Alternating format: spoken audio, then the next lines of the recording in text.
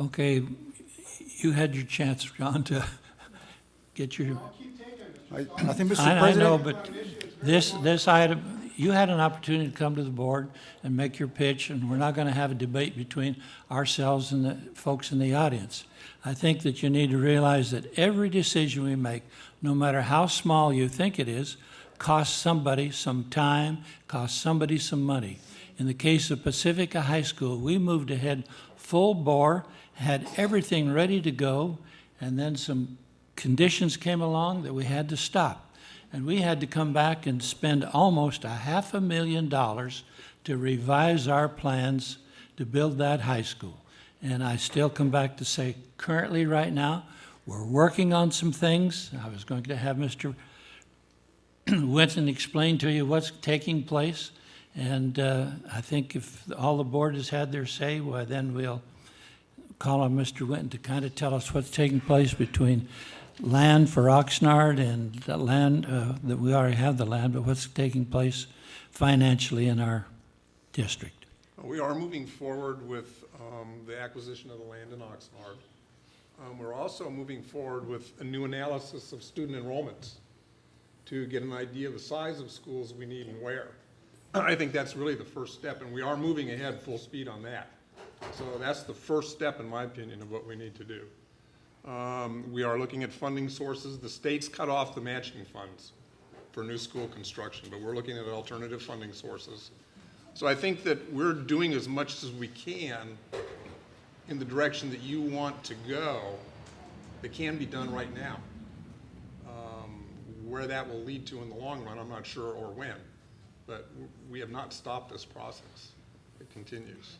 Mr. Winton, when can we expect the results of those studies and surveys? We're meeting with Delinka and another company next week to get started with the enrollment models. I speak with the attorneys almost every week on the acquisition of the Oxnard land. Usually they can move pretty quickly on the enrollment. Well, how long?